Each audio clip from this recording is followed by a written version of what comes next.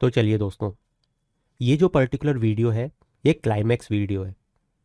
यहाँ पे हम शुरुआत तो एथिक्स एंड मॉरल से करेंगे, मगर आपको धीरे धीरे इस लेक्चर में पता चलेगा कि belief, values, attitude, behaviour, ethics, morals, इनके बीच में कॉन्ट्राडिक्शंस, इन सब को अब हम सम अप करके इस पर्टिकुलर लेक्चर में पढ़ने वाले हैं।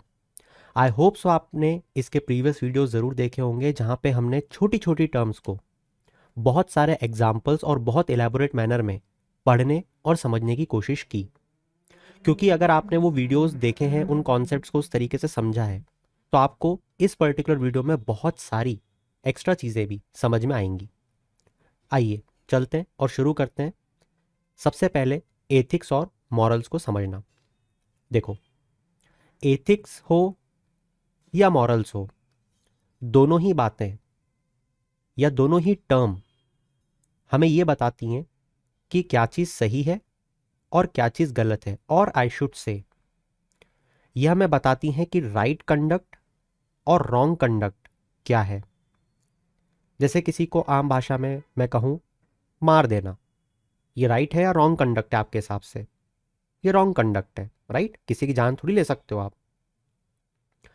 मगर फिर मुद्दा यह है कि अगर एथिक्स और मॉरल्स का दोनों का मतलब यही है कि ये हमें राइट कंडक्ट और रॉन्ग कंडक्ट के बारे में बताते हैं, तो क्या ये एक ही चीज़ है कि इनमें कुछ डिफरेंस भी है? तो here comes the difference between the ethics and morals. अगर मैं आपको एक बहुत ही आसान भाषा में एथिक्स और मॉरल्स का डिफरेंस बताना चाहूँ तो वो ये है कि एथिक्स जो है वो किसी बाहरी संस्था के थ्रू हम पे इम्पोज किया जाता है, और आसान भाषा में बताऊं तो किसी बाहरी संस्था के थ्रू हमको ये बताया जाता है कि आपको कैसे कंडक्ट करना है इन अ राइट मैनर, और रॉन्ग कंडक्ट नहीं करना है। और आसान भाषा में बताऊं तो सोसाइटी, हमारा रिलीजन, हम जिस काम में संलग्न है, हमारा प्रोफेशन, ये सारे वो एक्सटर्नल सोर्स हैं जो किसी एक इंडिविजुअल को ये बताते हैं कि राइट और रॉन्ग कंडक्ट क्या होगा, ताकि वो इंडिविजुअल राइट कंडक्ट को कर पाए। तो हम ये बोल सकते हैं कि एथिक्स जो है ये वो रूल्स हैं जो एक्सटर्नल सोर्स के द्वारा प्रोवाइड किए जाते हैं। वहीं वहीं वहीं वहीं अगर मैं मॉरल्स की बात करूं तो ये कुछ प्रिंसिपल्स होते हैं जो किसी एक इंडिविजुअल के होते हैं रिगार्डिंग राइट एंड रॉन्ग। अब अगर इसका एग्जाम्पल मुझे आपको देना हो थोड़ा सा हिस्ट्री में ले जाके, जिससे आप सब कनेक्ट कर पाओ। देखो, ये बात तो आप जानते हो कि हमारे यहाँ पे पहले सती प्रथा होती थी। अब उस सती प्रथा को एक्सप्लेन करना ज़रूरी नहीं है, बिल्कुल भी, आप सब जानते हो। उस समय इस सती प्रथा को सही माना जाता था कि हाँ हाँ, सती प्रथा तो बिल्कुल सही है। एक वुमेन को जिंदा रहने की ज़रूरत ही क्या है उसके पति के मर जाने के बाद? तो यहाँ पे सोसाइटी ने उसको मान्यता दी हुई थी। ये उस समय राइट कंडक्ट कहलाता था, मतलब एथिक्स के हिसाब से सोसाइटी की ये सही बात है। मगर उस समय अगर राजा राम मोहन रॉय जैसा कोई व्यक्ति नहीं हुआ होता जिसके इंडिविजुअल के प्रिंसिपल्स ये कहते कि आप किसी वुमेन को मार कैसे सकते हो, ये तो गलत बात है, तो उसके नज़रिए में ये गलत कंडक्ट था। मैं आपको ये दिखाना चाह रहा हूं कि इन दोनों में डिफरेंस क्या है। ज़रूरी नहीं है कि एथिक्स जो हों वही मॉरल्स भी बन जाए। हाँ, ये बात तो बिल्कुल ठीक है कि जो समाज होता है उसमें जो राइट और रॉन्ग कंडक्ट वो बता देता है, वो हम पे फोर्स ज़रूर करता है कि तुम भी इसी चीज़ को मानो। जैसा कि राजा राम मोहन रॉय जी, स्वामी दयानंद सरस्वती जी, इन सबको फोर्स किया गया कि आप इस चीज़ को मानो, अलग अलग तर्ज पे, अलग अलग किस्सों में। मगर उन्होंने माना क्या? उन्होंने नहीं माना। उन लोगों ने ये कहा कि हम बच्चों की शादी 18 साल से कम नहीं करवाएंगे, नहीं होनी चाहिए, 16 साल से कम में नहीं होना चाहिए, 14 साल से कम में नहीं होना चाहिए। मगर सोसाइटी तो बोलती थी होना चाहिए, बाल विवाह बिल्कुल ठीक है। आज भी आप कई सोसाइटी में जाओगे तो वहाँ पे बाल विवाह को राइट कंडक्ट माना जाता है। मगर ये बात आप जानते हो अब तो लॉफुली भी ये करना सही है क्या? नहीं, ये करना गलत है। तो अगर मैं मेरे नज़रिए से बात करूं तो मेरे नज़रिए से तो बाल विवाह बहुत गलत है। और being a civil service aspirant, आपका क्या मानना है? आपका भी ये मानना होगा कि रॉन्ग कंडक्ट है, बट उस पर्टिकुलर सोसाइटी की अगर बात माने तो उनके लिए तो वो राइट कंडक्ट है। तो यहाँ पे आपको ये देखने को मिल रहा है कि जो एथिक्स हैं, मतलब कि जो सोसाइटी के हिसाब से राइट और रॉन्ग कंडक्ट है, वो बिल्कुल ज़रूरी नहीं है कि एक इंडिविजुअल के हिसाब से भी राइट और रॉन्ग कंडक्ट हो। तो उसके जो इंडिविजुअल प्रिंसिपल्स हैं वो अलग हो सकते हैं। ये आपने समझा, ठीक है। इसको और इलेबोरेटली मैं आपको बिल्कुल समझाऊंगा, और वो मैं समझाऊंगा इस मैच द कॉलम के थ्रू कि एथिक्स और मॉरल्स में क्या डिफरेंस है। सबसे पहले एथिक्स की बात करते हैं। What if we don't do it, अगर हम इसको न करें तो क्या होगा। जैसा कि मैंने आपको कहा, ये सोसाइटी के द्वारा दिए गए हैं कि क्या चीज़ सही है और क्या चीज़ गलत है, वो आप पे प्रेशर डालेंगे कि ये तो करना पड़ेगा। अब सोचो कि ऐसी सोसाइटी में आप रह रहे हो जहाँ पे बाल विवाह होना मैंडेटरी है, आपको बोल देंगे कि अगर आप बाल विवाह नहीं करोगे आपको हम सोसाइटी से, हमारे समाज से निकाल देंगे। समझ पा रहे हो आप बात को, ये आपको पीयर प्रेशर, सोसाइटल प्रेशर डाला जाएगा। हो सकता है अगर आप कहीं पे नौकरी कर रहे हो, वहां पे आपको ये बोल दिया जाए कि यहाँ पे लिकर पीना तो कंपलसरी है पार्टीज में, और आप ठहरे नॉन लिकर पर्सन, तो क्या होगा, आपको अपनी जॉब से हाथ धोना बैठेगा पड़ेगा, ठीक है। अच्छा, अगर हम अपने मॉरल्स को फॉलो ना करें तो मतलब मेरे खुद के कुछ सिद्धांत हैं, मैं नहीं पीता लिकर, अगर मुझे फिर भी पीना पड़े क्योंकि मेरे प्रिंसिपल्स के तो अगेंस्ट है वो, तो मैं अनकंफर्टेबल फील करूंगा, मैं डिप्रेशन फील करूंगा, बिल्कुल करूंगा। क्लियर। इसी के साथ फ्लेक्सिबिलिटी। देखो, सोसाइटी के जो नॉर्म्स होते हैं, जो उनके हिसाब से रॉन्ग और राइट कंडक्ट है, वो बहुत रिजिड होते हैं, वो फ्लेक्सिबल बिल्कुल भी नहीं होते हैं। उनको बदल पाना, उसमें बहुत समय लगता है। आपको क्या लगता है, ये जो सोशल रिफॉर्मर्स के आप नाम सुनते हो, ये जो फ्रीडम फाइटर्स के नाम सुनते हो, गांधी जी, नेहरू जी, स्वामी दयानंद सरस्वती, राजा राम मोहन रॉय जी, एक्सेट्रा एक्सेट्रा, इन्होंने सोसाइटी में क्या एक दिन में चेंज कर दिया था? जवाब है नहीं। They have put a lot of efforts, इसीलिए तो हम उनको और उनकी लीगेसी को आज भी पढ़ते हैं। और उनको बहुत समय क्यों लगा, जबकि ये तो बिल्कुल रैशनल बात थी किसी सोसाइटी को समझाना कि यार आप वुमेन की जान कैसे ले सकते हो, आप बाल विवाह कैसे करवा सकते हो। बट ये सोचो कि हम आज भी उसको पूरी तरीके से नहीं रोक पाए। इसका मतलब सोसाइटी फ्लेक्सिबल है मगर बहुत कम है। वहीं अगर एक इंडिविजुअल की बात करें तो ऑफकोर्स सी बात है, ये ज़्यादा फ्लेक्सिबल होगा। किसी एक इंडिविजुअल के थॉट्स को, उसके बिलीफ को, उसकी वैल्यूज़ को चेंज करना ज़्यादा आसान है, या पूरी सोसाइटी के बिलीफ और वैल्यूज़ को चेंज करना ज़्यादा आसान बात है? आप खुद सोच के देखो, तो आपका जवाब आएगा एक इंडिविजुअल को चेंज करना ज़्यादा आसान है। इसी के साथ साथ अगर एथिक्स की बात करें तो उसका सोर्स क्या है, अभी हमने देखा वो एक्सटर्नल रहता है, और मॉरल्स का सोर्स क्या है, इंडिविजुअल, इंटरनल रहता है। ये हम एथिक्स को क्यों करते हैं, क्योंकि सोसाइटी बोलती है, और मॉरल्स को फॉलो क्यों करते हैं, क्योंकि हम उसमें बिलीव करते हैं, ठीक है। ये डिफरेंस होता है एथिक्स और मॉरल्स में। इसी के साथ साथ आपको बहुत बार हमारी सोसाइटी में एथिक्स और मॉरल्स के बीच में कंफ्लिक्ट देखने को मिलेगा। यहाँ पे एक बहुत ही क्लासिक एग्जांपल है। देखो, प्रोफेशनल एथिक्स मेडिकल प्रोफेशन में क्या बोलता है, वो ये बोलता है कि कोई भी ह्यूमन आए, भले ही वो टेररिस्ट क्यों ना हो, आपको उसका इलाज करना है। मगर वहीं अगर आप मेरे प्रिंसिपल्स, मेरे मॉरल्स की बात करो, तो मैं तो कहूंगा कि ये देश का गद्दार है, इसका कोई ट्रीटमेंट नहीं होना चाहिए। मेरे प्रिंसिपल्स बोलते हैं, राइट। और मेरे प्रिंसिपल्स और प्रोफेशनल एथिक्स में कंफ्लिक्ट हो गया अब तो, क्योंकि मेरा तो कहना है कि देश का गद्दार, इसको गोली मारो। मगर एक डॉक्टर अगर बैठा है तो बोल रहा है नहीं, मेरे लिए तो ये एक बॉडी है, मैं इसको ट्रीट करूंगा क्योंकि मेरा प्रोफेशनल एथिक्स से बोलता है। तो यहां पे आपने देखा कि एथिक्स और मॉरल्स में कंफ्लिक्ट आ गया। ऐसे बहुत से तरीके के वैल्यूज होते हैं, जैसे socio cultural, political, economic, religious, international, professional. जैसे अभी हमने प्रोफेशनल के बारे में देखा, प्रोफेशनल एथिक्स में आता है इम्पार्शलिटी। अभी हमने देखा ना, कोई पार्शलिटी नहीं, कोई आम आदमी है, टेररिस्ट है, एसपी है, कलेक्टर है, कोई भी हो, डॉक्टर उसे एक समान ट्रीट करेगा। और भी होता है इंटीग्रिटी, कंपटीशन, पंक्चुअलिटी।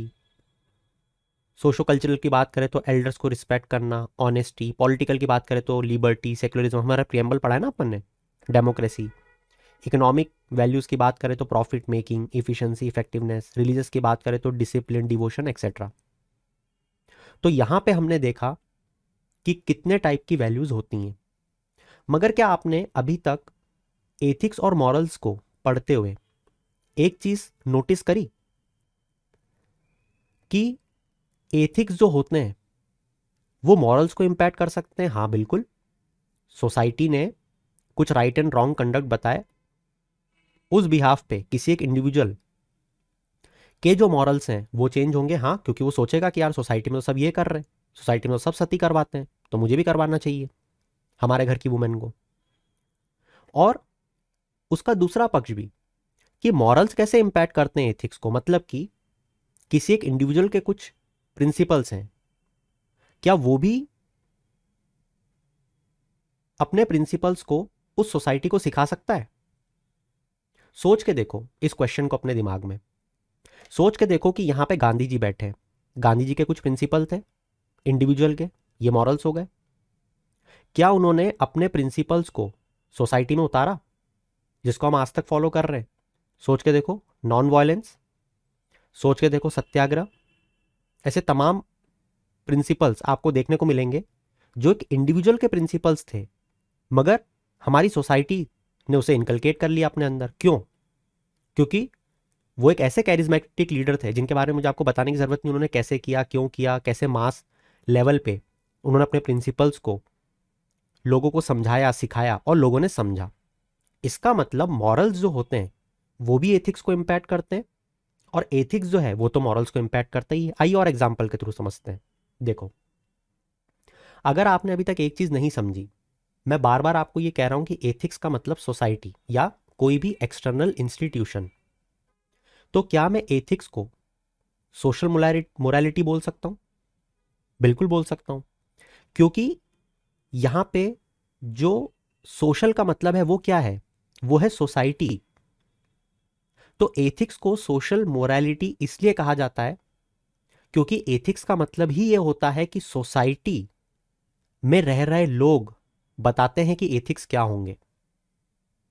मैं फिर रिपीट करता हूं, एथिक्स को सोशल मोरालिटी इसलिए कहा जाता है क्योंकि सोसाइटी में रह रहे लोग ही बताते हैं कि सोसाइटी में राइट और रॉन्ग कंडक्ट क्या होगा, मतलब कि सोसाइटी के, उस सोसाइटी के एथिक्स क्या होंगे।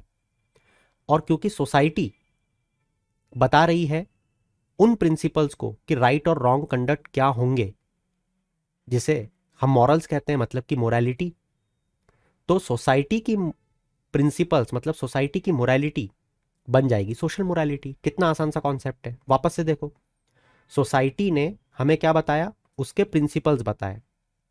ये क्या प्रिंसिपल्स हैं कि राइट कंडक्ट क्या होगा और रॉन्ग कंडक्ट क्या होगा। ये प्रिंसिपल्स को ही तो हम मॉरल्स बोलते हैं। हाँ, ये मॉरल्स इंडिविजुअल के भी हो सकते हैं और सोसाइटी के भी हो सकते हैं, मगर अभी हम सोसाइटी की बात कर रहे हैं, सोसाइटी के मॉरल्स की। तो सोसाइटी के मॉरल्स, सोसाइटी का मतलब सोशल और सोसाइटी के मॉरल्स मतलब मोरालिटी, सोशल मोरालिटी। आज के बाद आप कभी नहीं भूलोगे कि इस एथिक्स को सोशल मोरालिटी क्यों बोलते हैं। अब ये जो सोशल मोरालिटी है, मतलब कि जो एथिक्स है, इसके भी कुछ पैमाने होते हैं, कुछ स्टैंडर्ड्स होते हैं। ये स्टैंडर्ड्स क्या होने चाहिए? ये कॉमन सेंस की बात है। अगर आप हमारी सोसाइटी को उठा के देखोगे तो ऑनेस्टी, ट्रुथफुलनेस और जस्टिस, ये हमारे स्टैंडर्ड्स हैं। हम ये करवाना चाहते हैं हमारे लोगों से, हमारी सोसाइटी भी ये बोलती है, राइट। और इन्हीं स्टैंडर्ड्स के दम पे हम देखते हैं कि कौन सही एक्ट कर रहा है, या कौन सही है, कौन अच्छा है और कौन बुरा है। तो एथिक्स और मोरालिटी वो स्टैंडर्ड्स होते हैं जिनके बिहाफ पे हम किसी भी एक्शन को जज करते हैं कि वो अच्छा एक्शन है या बुरा एक्शन है। बहुत अच्छी बात है, मगर अभी भी भटकना नहीं है। हम ये देखना चाहते हैं कि एथिक्स कैसे मॉरल्स को इंपैक्ट करते हैं और मॉरल्स कैसे एथिक्स को इंपैक्ट करते हैं। देखो, हमने देखा कि जो सोसाइटी के एथिक्स हैं, मतलब राइट और रॉन्ग कंडक्ट, वो किसी भी इंडिविजुअल को ये फोर्स करेंगे कि आप इस चीज को अपनाओ, राइट। ये तो हमने देखा गांधी जी के केस में, ऐसा ही हिटलर के केस में। मगर हिटलर का केस हम दूसरे केस से देखेंगे। कैसे? हिटलर का केस हम दूसरी तरफ से देखना चाहते हैं कि कैसे एक इंडिविजुअल ने सोसाइटी के मॉरल्स को चेंज करने की कोशिश करी। कैसे करी? सोचो। हिटलर के कुछ मॉरल्स थे, मतलब उसके कुछ प्रिंसिपल्स थे कि एक ही तरह के लोग जिंदा रहने चाहिए, बाकी का होलोकॉस्ट कास्ट कर दो, गैस चैम्बर में डाल के मार डालो। ये उसके प्रिंसिपल्स थे। हाँ, ये बात अलग है कि अगर उसे हम आज के नज़रिए से देखें, हमारी सोसाइटी के एथिक्स के नॉर्म से, तो वो बहुत रॉन्ग कंडक्ट था, राइट। मगर अभी हम वो बात नहीं कर रहे हैं, हम ये बात कर रहे हैं कि उसके मॉरल्स और उसके प्रिंसिपल्स के हिसाब से क्या वो सही था कि एक ही तरह के लोग जिसकी आंखें नीली हैं वो जिंदा रहे, बाकी सबको मार डालो। जवाब है हाँ। मगर मुद्दे की बात यह है कि उस व्यक्ति ने सोसाइटी में भी वो चेंज कर दिया, मतलब लोग भी वैसे ही हो गए, वो सोसाइटी के एथिक्स भी बदल दिए सोसाइटी ने, और सोसाइटी भी मानने लग गई कि हाँ एक ही तरह के लोग जिंदा रहने चाहिए, बाकी सबको मार डालो। यहां हमने दूसरा एग्जाम्पल देखा, जैसे हमने गांधी जी का देखा कि गांधी जी ने किस तरीके से अपने मॉरल्स के थ्रू इंपैक्ट करे सोसाइटी के मॉरल्स या मास के मॉरल्स। मास समझते हो ना, मास मास मोबिलाइजेशन जैसे हम बोलते हैं, मास मॉरल्स। वैसे ही हिटलर ने भी मास मॉरल से सोसाइटी के मॉरल्स को चेंज करने की पूरी कोशिश करी और कर दी है। तो क्या हम बोल सकते हैं कि कोई इंडिविजुअल के जो मॉरल्स होते हैं उसके थ्रू सोशल मोरालिटी मतलब एथिक्स चेंज हो सकते हैं सोसाइटी के? जवाब है हाँ। देखो कितना अच्छा एग्जाम्पल निकल के आया, दो बिल्कुल विपरीत एग्जाम्पल, एक हमारे गांधी जी और एक हिटलर। अब दूसरा एग्जाम्पल देखो कि कैसे सोसाइटी के जो एथिक्स होते हैं वो इंडिविजुअल के प्रिंसिपल्स या कहूँ मॉरल्स को इम्पैक्ट करते हैं। ऑफ कोर्स ये जो सोसाइटी के एथिक्स होते हैं ये किसी भी इंडिविजुअल को ये तो जरूर बताते हैं क्या सही है क्या गलत है, इसमें कोई दोहराई नहीं है। ये हिटलर को भी बताने की कोशिश की गई होगी, मगर यहाँ पे इसने सुपरसीड कर लिया, इसने सुपर इम्पोज कर दिया अपने प्रिंसिपल्स, क्योंकि उतना सक्षम था, मास को मोबिलाइज करना जानता था। सोसाइटी अकेले इंडिविजुअल को नहीं बदल पाई, इसने पूरी सोसाइटी को बदल दिया। तो ऐसा वर्चस्व भी होना अपने आप में बहुत बड़ी बात है। खैर, हम एक और दूसरे वर्चस्व की बात करते हैं। यहां पे हम देखेंगे कि सोसाइटी जो है वो कैसे एक इंडिविजुअल को इंपैक्ट करती है, उसके मॉरल्स को इंपैक्ट करती है। देखो, सोशल मोरालिटी मतलब एथिक्स, एथिक्स मतलब सोसाइटी के राइट और रॉन्ग कंडक्ट जो उन्होंने बनाए हुए, ठीक है। हमारी सोसाइटी क्या बोलती है? हमारी सोसाइटी बोलती है वसुदेव कुटुंबकम। वसुदेव कुटुंबकम के प्रिंसिपल को हम फॉलो करते हैं, दिस वर्ल्ड इज वन। अब ये जो वसुदेव कुटुंबकम है, इसी चीज को तो हमारे मोदी जी भी फॉलो करते हैं, सबका साथ सबका विकास, हम सब एक हैं, हम सब एक गति से बढ़ेंगे, 140 करोड़ कदम एक साथ बढ़ेंगे। तो साफ तौर पे देखा जा सकता है कि सोसाइटी के जो एथिक्स हैं वो कैसे इंडिविजुअल के मॉरल्स को इंपैक्ट कर रहे हैं। तो यहां पे आपने देखा कि एथिक्स और जो मॉरल्स हैं वो किस तरीके से रिलेटेड है, और न सिर्फ रिलेटेड है, वो कैसे एक दूसरे को इंपैक्ट भी करते हैं। तो आइए अब हम एक दूसरे डिफरेंस को देखने की और समझने की कोशिश करते हैं, क्योंकि अब आपने एक्चुअली में ये समझ लिया है कि एथिक्स और मॉरल्स क्या होते हैं, आपने एक्चुअली में समझ लिया है कि एथिक्स और मॉरल्स एक दूसरे को इंपैक्ट कैसे करते हैं। तो अब मैं चाहता हूं आपके साथ एक ऐसी चीज शेयर करना जहां पे आप ये समझ पाओ कि जो वैल्यूज होती हैं वो वैल्यूज कैसे अलग हैं एथिक्स और मॉरल्स से। मैं फिर से रिपीट करता हूं अपने क्वेश्चन को। मैं चाहता हूं कि आप ये समझ पाओ कि हमारी जो वैल्यूज हैं वो कैसे अलग हैं एथिक्स और मॉरल से, ताकि आपको जब मैं बताऊं एथिकल वैल्यूज और मॉरल वैल्यूज के बारे में तो आप इस छोटी सी टर्म को बहुत गहराई तक समझ पाओ। मगर उसके भी पहले मैं चाहता हूं आप लोगों के साथ एक बार फिर से रिवीजन करना पूरा, क्योंकि हम वैल्यूज को पढ़ने वाले हैं। देखो, एक क्विक रिवीजन। हमने अभी तक क्या पढ़ा है? हमने अभी तक पढ़ा है कि जितनी भी टर्म्स होती हैं, जो भी हम पढ़ेंगे अभी, ethics, morals, belief, value, these all are abstract in nature, क्योंकि हम इनको फील नहीं कर सकते, इनको हम टच नहीं कर सकते, हम इनको फिजिकली देख नहीं सकते। ये सिर्फ एक आइडियाज हैं। ये क्या है जो हम बिलीफ पढ़ते हैं, वैल्यू पढ़ते हैं, एथिक्स पढ़े, मॉरल पढ़े, ये आइडियाज हैं। There is no physical form. इसका मतलब हम इनको 5 सेंसेस से फील नहीं कर सकते, जैसे कि ऑनेस्टी, जैसे कि हार्ड वर्क, जैसे कि लव, जैसे कि हेट्रेड एक्सेट्रा। इनको 5 सेंसेस से हम पता नहीं कर सकते, इसीलिए ये एब्स्ट्रैक्ट इन नेचर है, ठीक है। वहीं हमने ये भी देखा कि ये जो टर्म्स हैं ये कितनी सब्जेक्टिव है। एक पक्ष ये कहता है कि सही है, दूसरा पक्ष उस चीज को कहता है गलत है। इसी के साथ हमने ये भी देखा कि एक जो माइंड होता है, जो दिमाग होता है, उस दिमाग में जो कॉग्निटिव एबिलिटी होती है, जिसके थ्रू वो डेवलप कर करके धीरे धीरे डिसीजन मेकिंग लेता है, डिसीजन लेता है, जिसके थ्रू उसका बिहेवियर दिखता है, उसका एटीट्यूड दिखता है। मैं जनरल बता रहा हूँ, अभी सब ये हम पढ़ चुके हैं।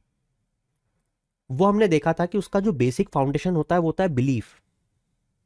और ये बिलीफ एकदम एब्स्ट्रैक्ट चीज होती है कि मुझे गंगाधर ही शक्तिमान लगता है तो लगता है, भले ही वो अलग हो, मगर मुझे तो लगता है। भले आप उसे लैक ऑफ इंफॉर्मेशन कह लो, क्योंकि मुझे किसी ने बताया ही नहीं कि गंगाधर और शक्तिमान एक ही हैं या अलग हैं। समझ रहे हो? तो वैसे तो मैंने ये लाइन गलत लिखी है, बट आप समझ रहे होगे, है ना? मेरे को यहाँ लिखना चाहिए था, बस मुझे लगता है कि गंगाधर शक्तिमान नहीं है। खैर, इतना आप समझते हो। मैं इसको चेंज करने की कोशिश कर रहा था, छोड़ देता हूँ मैं, है ना? आप समझते हो इस चीज़ को मैं क्या समझाना चाह रहा हूँ आपको। मुझे लगता है कि गंगाधर और शक्तिमान अलग हैं, बट वो तो एक ही है। मगर मुझे लगता है तो लगता है, बस इसके पीछे कोई कारण नहीं है कि मुझे ऐसा क्यों लगता है कि गंगाधर और शक्तिमान अलग हैं। तो यहाँ पे हमने देखा कि एक जो फाउंडेशन होता है इन सब चीज़ों को पढ़ने का, value, attitude, behaviour, ethic, moral, इन सब के पीछे एक फाउंडेशन होता है जिसे बिलीफ कहते हैं। ये जो बिलीफ है ये हमें पैदा होते ही नहीं मिल जाता है। जैसे जैसे हम बड़े होते हैं, हमारी फैमिली, हमारी सोसाइटी, हमारी मीडिया हमें सिखाती है। जब हम देखते हैं, चीज़ों को ऑब्जर्व करते हैं, चीज़ों को सीखते हैं, तो हमें पता चलता है। अब मान लो कि मैं एक ऐसे स्टेट में रहता हूँ जहाँ पे पुरुष प्रधान वो स्टेट है। मैंने हमेशा से देखा है कि जो औरतें हैं, जो वुमेन हैं, वो घूंघट में रहती हैं। मैं क्या सीखूंगा? मैं वही चीज़ सीखूंगा, मुझे लगेगा कि यही चीज़ सही होती है। जब तक कि मुझे समझ में नहीं आएगा, मुझे कोई नॉलेज प्रोवाइड नहीं करेगा कि ये गलत है, ऐसा नहीं होना चाहिए। They too have equal rights, they too have the right to study, to go abroad, to be an IAS officer. समझ पा रहे हो? तो जब नॉलेज आएगी तो ये बिलीफ चेंज होगा मेरा। मगर अभी तो बिलीफ वही है ना कि ऐसा होता है तो होता है। जैसा हमने देखा था कि गोरे लोग अच्छे होते हैं, अब मेरा बिलीफ है तो है, क्योंकि मैं ब्रिटिशर्स की रोज सुबह उठ के पूजा करता हूँ। मगर हाँ, अगर मुझे कोई नॉलेज देगा, इंफॉर्मेशन प्रोवाइड करेगा, साइंटिफिक रैशनल देगा कि अरे भैया वो तो उनकी ज्योग्राफी के कारण गोरे हैं, उसमें उनका कोई इंटेलिजेंस से रिलेशन नहीं है, तो बिलीफ चेंज हो जाएगा। मगर बिलीफ फाउंडेशनल वैल्यू होती है। फिर हमने ये भी देखा था कि बिलीफ जो होता है उसमें कुछ पेरीफेरल और कुछ कोर बिलीफ होते हैं। कोर को हटा पाना बहुत मुश्किल होता है, पेरीफेरल तो आसानी से हट जाते हैं। क्योंकि कुछ बिलीफ ऐसे होते हैं जो ऊपरी ऊपरी होते हैं। जैसे कि अगर मुझे कोई बोले कि जर्मनी में अभी भी अगर आप हाथ दिखा दो किसी गाड़ी को रोकने के लिए तो लोग आपको मार डालेंगे, क्योंकि उनको लगेगा कि हिटलर का आदमी है या हिटलर को प्रमोट कर रहा है। समझ रहे हो? और वहाँ बहुत लोग नफरत करते हैं।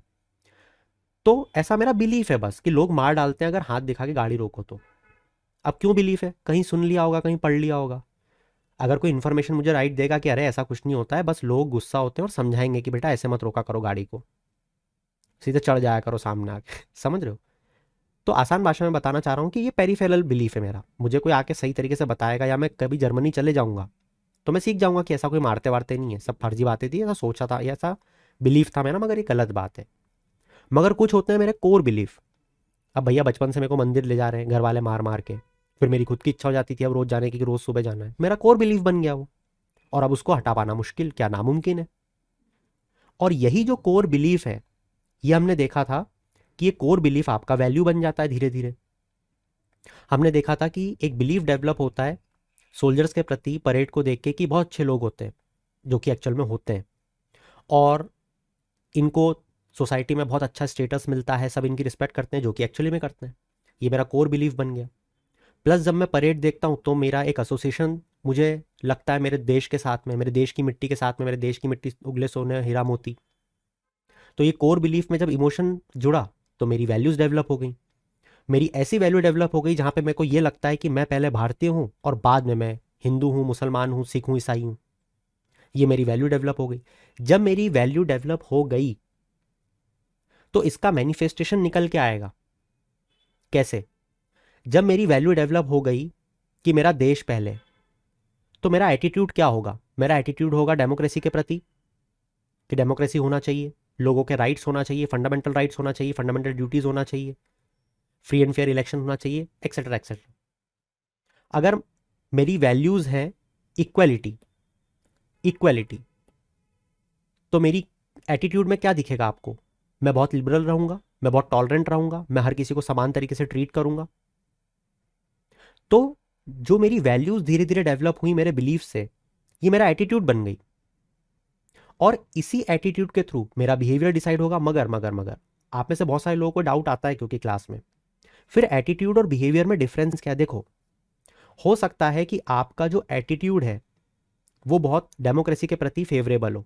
समझना, मान लो आपने हमेशा से बिलीफ रखा परेड को देख के और आपकी वैल्यू डेवलप हो गई पेट्रियोटिज्म के प्रति और आपके देश के प्रति आपको डेमोक्रेसी से बहुत प्यार है। अब आपका एटीट्यूड है डेमोक्रेसी के प्रति इसको स्ट्रेंथन करना है कैसे भी करके।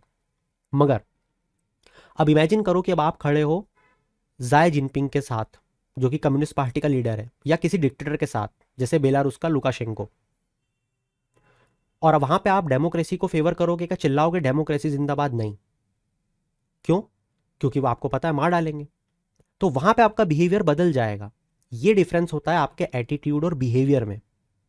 देखो, एटीट्यूड तो आपका क्या था? डेमोक्रेसी के प्रति फेवरेबल था, आप चाहते हो डेमोक्रेसी हो, लोगों को उनके राइट्स मिले। मगर आपका बिहेवियर तो बदल गया, आपका एक्शन तो बदल गया। देखो, एटीट्यूड में कोई एक्शन थोड़ी कर रहे हो आप, ये तो अभी सब दिमाग दिमाग की बातें चल रही हैं।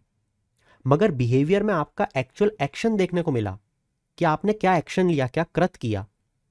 तो बिहेवियर में तो आपने बोला कि नहीं नहीं कम्युनिज्म जिंदाबाद, कम्युनिज्म जिंदाबाद, डेमोक्रेसी गई भाड़ में, तो ये तो बिहेवियर उल्टा हो गया।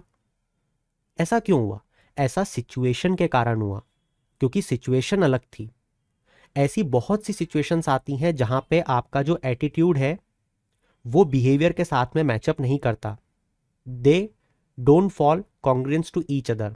ये एक दूसरे से डाइवर्जेंट व्यू शोकेस करते हैं कि एटीट्यूड तो कुछ है। अब एटीट्यूड मान लो आपका है, आप बहुत पढ़े लिखे वैज्ञानिक बन गए, आपका मानना है कि हर लड़की को पढ़ना चाहिए, मगर आप जिस सोसाइटी में रहते हो अगर किसी भी लड़की को पढ़ने बाहर भेजा तो उसको मार डालेंगे। अब क्या लगता है आपको, आपका बिहेवियर क्या बोलेगा? कि ठीक है मैं तो भेजूंगा, आप नहीं भेज सकते। आपका बिहेवियर चेंज हो जाएगा।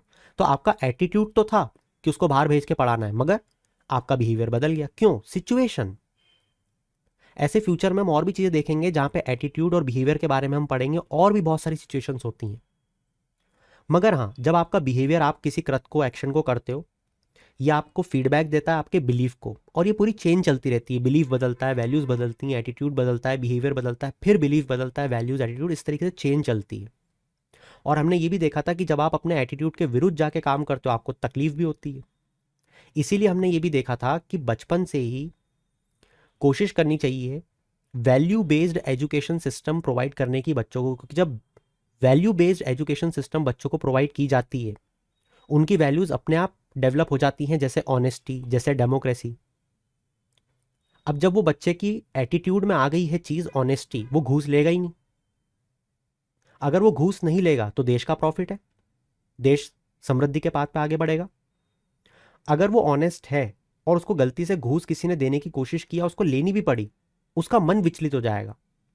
अगर मन विचलित हो गया तो उसका सॉल्यूशन ढूंढने निकलेगा कि मुझे घूस नहीं लेनी, अब मैं क्या करूं इसके लिए।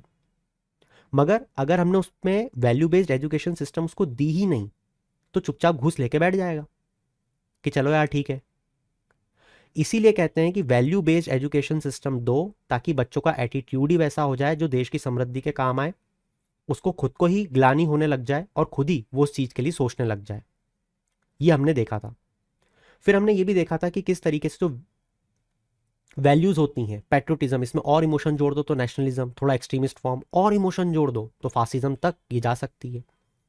अब मैं आपको लेके आता हूं जिस चीज को मैं आपको समझाने के लिए पूरी कहानी मैंने आपको रिवाइज करवाई, वो क्या थी? वो कहानी थी कि वैल्यूज जो होती हैं वो कैसे अलग हैं एथिक्स और मॉरल से। वैल्यूज जो हैं वो एथिक्स और मॉरल से कैसे अलग हैं। तो दोस्तों, बड़ी ही आसानी से मैं आपको एक एग्जांपल के थ्रू समझाने की कोशिश करता हूं। देखो, मान लो कि मेरी वैल्यू है, मैं रिस्पेक्ट करता हूं अचीवमेंट को और सक्सेस को, ये मेरी वैल्यूज हैं। अब आप बोलोगे कि बड़ी आसान सी बात है, अगर आप अचीवमेंट और सक्सेस आपकी वैल्यू है तो मैं बहुत ही आसानी से आपका बिहेवियर बता सकता हूं। क्या बिहेवियर होगा आपका? आपका बिहेवियर होगा कि आप बहुत ज़्यादा गोल ओरिएंटेड हो और आप हर वो स्किल सीखने को तैयार हो जो भी आपको आपकी सक्सेस, आपके अचीवमेंट, आपके गोल तक आपको ले जाए। और आप बहुत ज़्यादा हार्ड वर्किंग भी होगे। बस ये आपका बिहेवियर होगा क्योंकि आपके वैल्यूज़ में ये है। मगर आप एक चीज़ मिस कर गए। मेरी वैल्यूज में सिर्फ अचीवमेंट और सक्सेस है। आप ये कैसे बोल सकते हो कि मैं बहुत ज़्यादा गोल ओरिएंटेड हूं, मैं हर चीज़ को सीखने को, स्किल को तैयार हूं? ये भी तो हो सकता है ना कि मैं इस अचीवमेंट और सक्सेस को पाने के लिए चीटिंग का सहारा ले लूं। इसका मतलब ये है कि जो वैल्यूज हैं, उन वैल्यूज को देख के आप ये बिल्कुल नहीं बता सकते कि मेरा बिहेवियर कैसा होगा। हाँ, जनरल एक्सपेक्टेशन तो व्यक्ति की यही होगी कि यार एथिक्स और मॉरल्स के हिसाब से तो ये ऐसा ही काम करता होगा, मगर ये भी तो हो सकता है ना कि मैं ये करके अचीवमेंट और सक्सेस को हासिल कर लूं। बिल्कुल हो सकता है। इसी कारण से हमें डिफरेंस समझ में आता है कि वैल्यूज जो है वो हमें हमारा बिहेवियर एग्जैक्टली नहीं बता सकती। ठीक है, तो ये डिफरेंस होता है बिटवीन वैल्यूज एंड एथिक्स और मॉरल्स। तो अगर मैं वैल्यूज ये हैं, अगर मैं इस तरीके से इस वैल्यूज को अचीव कर रहा हूं तो एथिक्स और मॉरल्स के हिसाब से सही है, अगर इस तरीके से अचीव कर रहा हूं तो एथिक्स और मॉरल्स के हिसाब से गलत है। हालांकि यहां पे भी एक स्टार मार्क है कि एथिक्स और मॉरल्स जो होते हैं ना वो यूनिवर्सल नहीं होते हैं। बहुत ध्यान से सुनना मैं क्या बोल रहा हूं, कि कोई भी यूनिवर्सली एक्सेप्टेड स्टैंडर्ड नहीं है एथिक्स के। And so there are no values which are applicable to all individuals in society. मैं बहुत ही फनी सा एग्जांपल देता हूं। जैसे एक सोसाइटी है बिहार की, वहां पे चीटिंग बहुत आम बात है। वहीं दूसरी जो सोसाइटी है वहां पे ये सब नहीं चलता। तो यहां पे आपने देखा कि हो सकता है कि ये जो चीटिंग करके मैं अचीवमेंट और सक्सेस ले रहा हूं, किसी एक जगह के हिसाब से, एक सोसाइटी के हिसाब से, जहां पे उनके एथिक्स बोलते हैं कि ठीक है, तो वो ठीक चीज़ हो जाए, मगर दूसरे सोसाइटी के हिसाब से वो चीज़ गलत हो जाए। ठीक है, मैं सिर्फ फनियर वे में बता रहा था इन जनरल। ठीक है, तो ये भी एक बहुत इंपॉर्टेंट एस्पेक्ट था difference between values and ethics और मॉरल्स का। जैसे मैंने आप लोगों को एक एग्जांपल दिया था वैल्यूज का, याद होगा आपको, सिगार का, है ना, कि अंबानी जी वैसे तो मेरे वैल्यूज ये बोलते हैं कि आई हेट स्मोकर, मगर अगर मोदी जी, सॉरी, अगर अंबानी जी बोलेंगे आई लव सिगार, तो मैं बोलूंगा I also love you Ambani ji. क्यों? इतना एशिया का सबसे रईस आदमी है ना। मेरे वैल्यूज बोलते थे हाई हेट स्मोकर, मेरा एटीट्यूड था कि जो स्मोक करता है वो बेकार है, उससे दूर रहना है, मगर देखो मेरा बिहेवियर कितना अलग हो गया। सिचुएशन, व्यक्ति बदल गया। ठीक है, एक और देखो वैल्यू का मैं आपको एग्जांपल देता हूँ कि अगर मैं बिजनेस क्लास से बिलोंग करता हूँ तो मेरी वैल्यू क्या होगी? प्रॉफिट लेने की, रिस्क लेने की, अनसर्टेनिटी से मैं डील करता हूँ। अगर मैं सैलरीड क्लास से हूँ तो सर्टेनिटी, सैलरी में सेफ प्ले करूंगा, पंक्चुअलिटी। अगर मैं कैपिटलिस्ट क्लास से बिलोंग करता हूँ तो मेरी वैल्यू क्या होगी? Profit, power, competition. अगर मैं सोशलिस्ट क्लास से बिलोंग करता हूँ तो इक्वलिटी, जस्टिस, इक्विटी। ये जस्ट एग्जाम्पल है, मगर कॉन्सेप्ट जो मुझे समझाना था वो यही था कि वैल्यूज और एथिक्स एंड मॉरल्स के बीच में क्या डिफरेंस होता है, जो कि मैं आपको समझा चुका हूँ। तो फाइनली ये बात अब आप समझोगे कि जो एथिकल वैल्यूज होती हैं उसे एथिक्स कहते हैं, और जो मॉरल वैल्यूज होती हैं उसे मॉरल्स कहते हैं। ठीक है, एथिक सोसाइटी की वैल्यूज, एथिक्स, मॉरल इंडिविजुअल की values, morals. Clear? Moral values morals, ethical values ethics. साथ ही एथिक्स जो होता है वो सब्जेक्टिव होता है और एब्स्ट्रैक्ट इन नेचर होता है, अभी हमने देखा बिहार के एग्जाम्पल के थ्रू।